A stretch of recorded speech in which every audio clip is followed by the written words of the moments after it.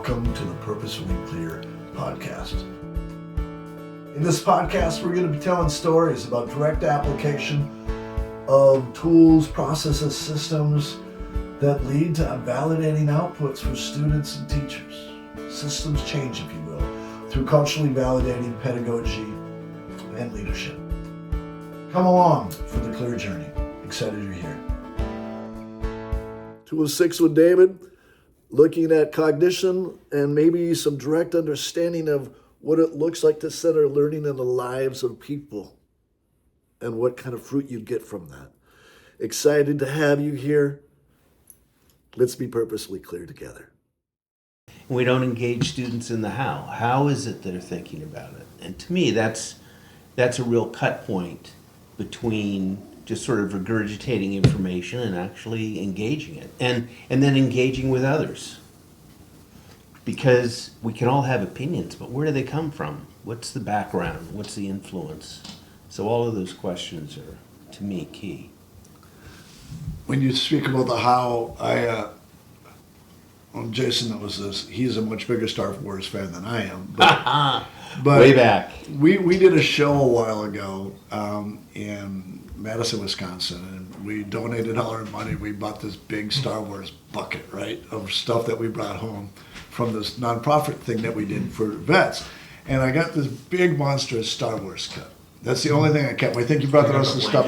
I think you brought stuff home to Hudson. That's the only thing I remember. But anyways, I still have this monstrous cup, right? Yeah. And I filled it with coffee this morning. Yeah. And when you talk about the how or not the what, I think about Yoda, right? Think in the eye, right? You know, or whatever he might say to that, right? You know, but it's true that how we're thinking about it matters. Yeah, and I think it connects. I mean, I first got really interested in education through Paulo Freire's work. You know, that in northern Brazil with literacy program, which was about, I don't even, boy, that's a stab from the past even thinking about all that. But Freire basically was engaging people who were workers in the field and asking them and actually showing pictures of their own life. You know, whether it's the rows of crops that they were working on. Right. What is your life? What is it about? And they hadn't been asked that before. So his literacy approach was quite literally just going to them and saying, what are the words that you use to describe your own life? And I mean, to me, that's the depth of culture, is just surfacing what's going on. Thanks, bro. Thanks. I love the coffee.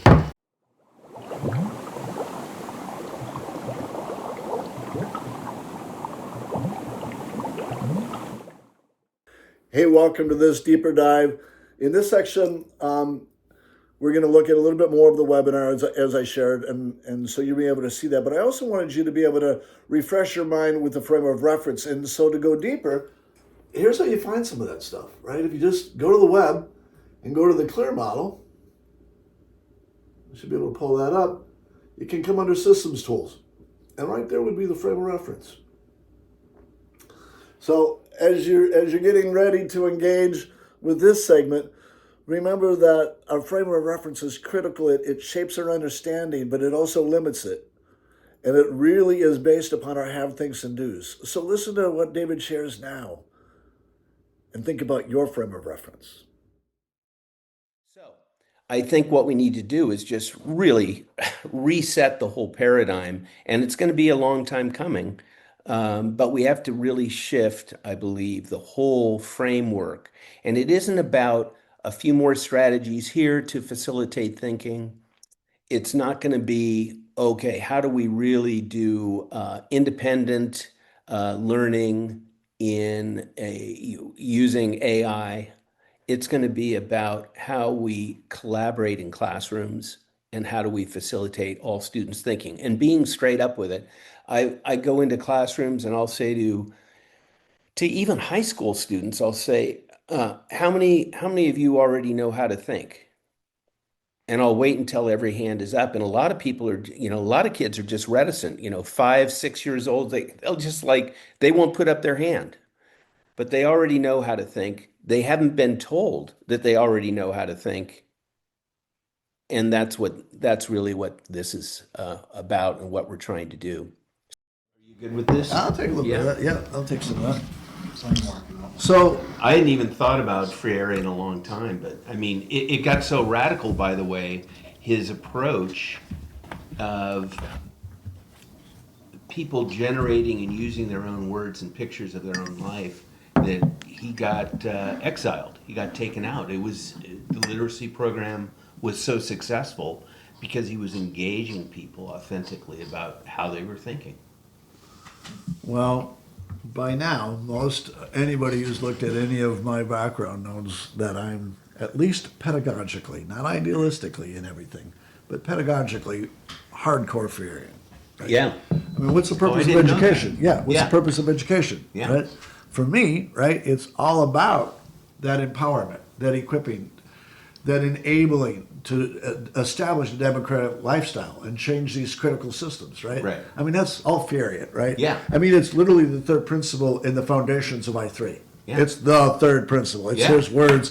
Secondly, followed by our friend Peter Senge, right? The understanding of the Systems world, thinking, right? yeah. Our systems, right? So, yeah, all these things window. are foundational. And Freire was about what he called critical consciousness. Right. But he came down to saying it's about cognition, so it's how you perceive.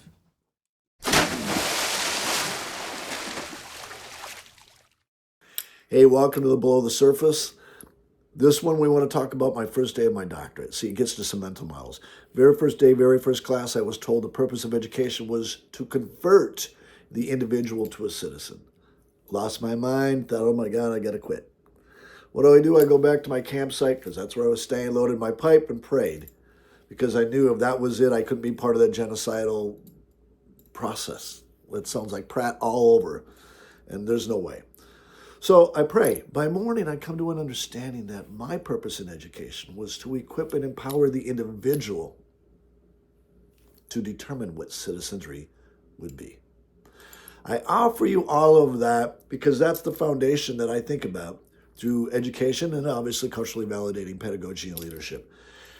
As we're just below the surface with some of these mental models, you've got to understand how they play as we look at cognition as a human condition. And that's why I offer this now to think about the purpose and how cognition plays versus identity and others' purpose. Thanks for looking below the surface.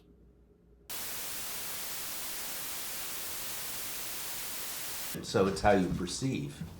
It So- isn't just being reflective, it's how you perceive in the world. So let's keep our Freirean ideology here in this conversation, because for me, that's the seeing clear, right? It's the human purpose. Yeah.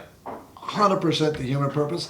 And I'll even go further when the way he did it, he looked at those patterns and those pictures and those words, right? And so what did he do? He used the E in clear, right? Which is equity, right? Just Right. the idea of connecting these things to their personal values, identities, and linguistic concepts. Yeah. And I'm not quoting the E verbatim, right? I'm trying to Round expand it the out. ideology Yeah, of it, exactly. right? I'm not worried about that definition in the moment, Exactly. right? Yeah. And so that's the stuff he did. And so when you speak about cognition, and especially as it relates to the C and the E, but it would relate to any of them, what's that how look like to you? That language, right? Speak more about that how.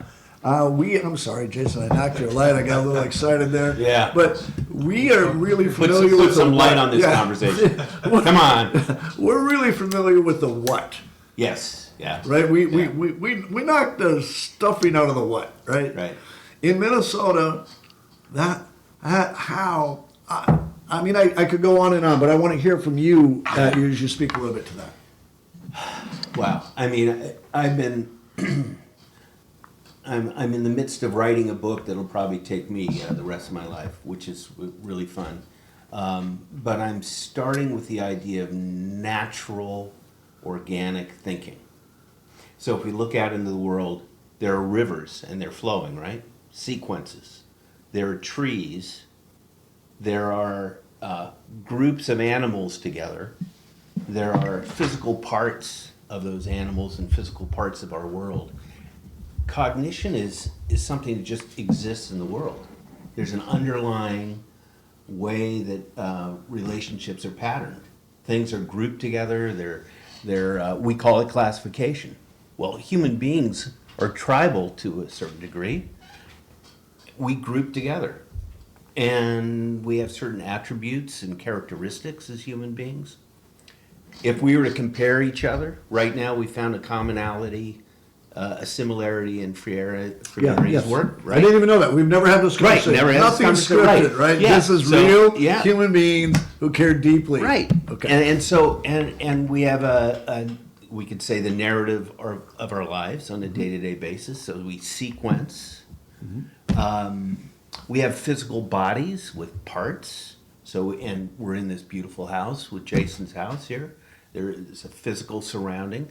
So cognition is not something sort of this obscure, abstract way of being in the world, other than it's just what the air we breathe.